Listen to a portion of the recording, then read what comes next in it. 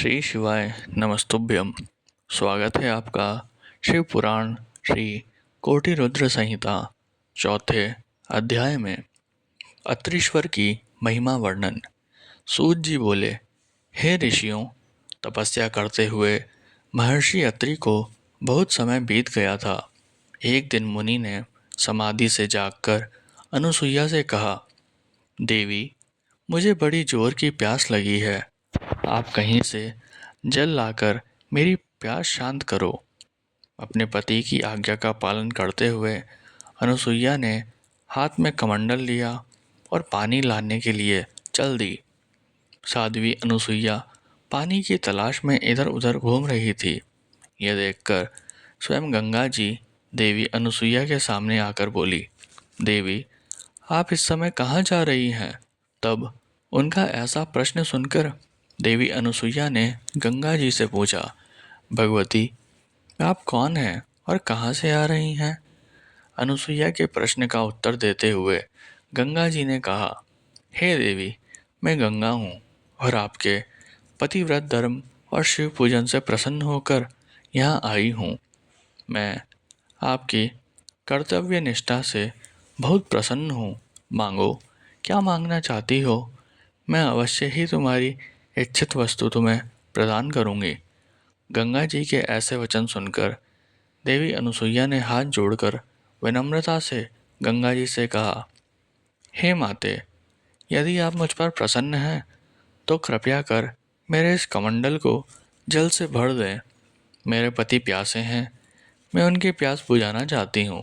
तब देवी गंगा बोली, पति परायणे, आप पृथ्वी में एक गड्ढा खोदिए, मैं यहाँ विराजमान हो जाऊंगी, तब तुम पानी से कमंडल भर लेना। गंगा जी के आदेश अनुसार देवी अनुसुईया ने गड्ढा खोद दिया। फिर गंगा जी उस गड्ढे में समा गई। वह गड्ढा जल से भर गया। यह दृश्य देखकर अनुसुईया बहुत प्रसन्न हुई। उन्होंने अपना कमंडल जल से भर लिया और बोली, हे भगवती, पतित पावनी गंगे, यदि आप मुझ पर प्रसन्न हैं तो कृपया करके इसी प्रकार इस गड्ढे में निवास कीजिए जब तक मेरे पति यहाँ आपके दर्शन ना कर लें। आप यहीं स्थित रहिए। यह कहकर अनुसुईया जल से भरा कमंडल लेकर आश्रम में लौट आई। वहाँ आकर उन्होंने अपने पति अत्रि को जल पिलाया। उस मधुर शीतल जल को पीकर महर्षि तृप्त हो गए।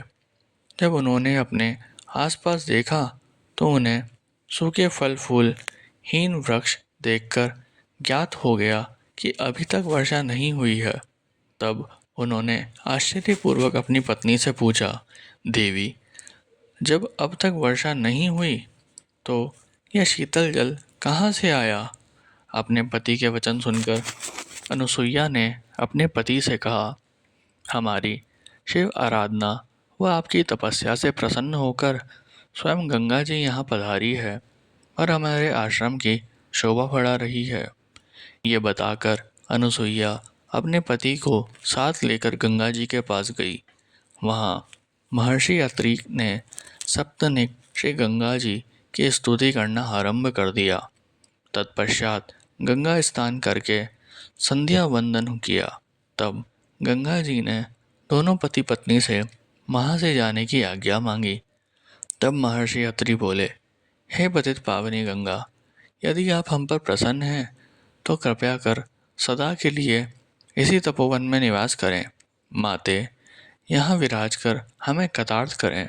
अनुसुईया और महर्षि अत्रि की प्रार्थना सुनकर श्री गंगा जी ने कहा, अनुसुईये, यदि तुम 1 वर्ष तक की शिव पूजा और पति सेवा का फल मुझे दे दो तो मैं देवताओं और ऋषि मुनियों के हित के लिए यहाँ निवास करूँगी। तब जगत के कल्याण के लिए देवी अनुसुईया ने 1 वर्ष की तपस्या का पुण्य गंगा जी को अर्पित कर दिया। यह देखकर त्रिलोकीनाथ भगवान शिव तुरंत उस पार्थिव लिंग में प्रकट हो गए।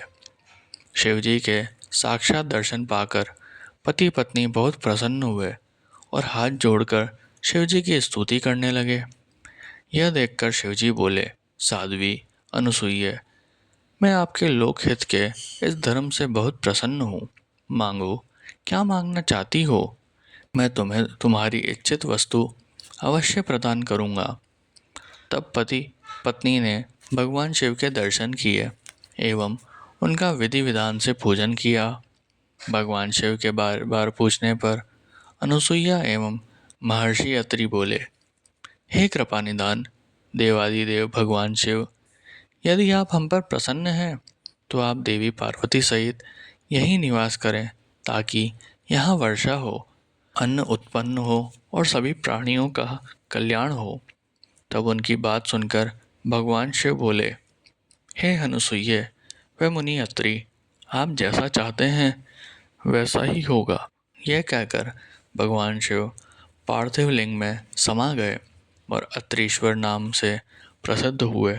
पतित पावनी श्री गंगा जी भी मंदाकिनी नाम से विख्यात होकर उस कुंड में सदा के लिए स्थापित हो गई।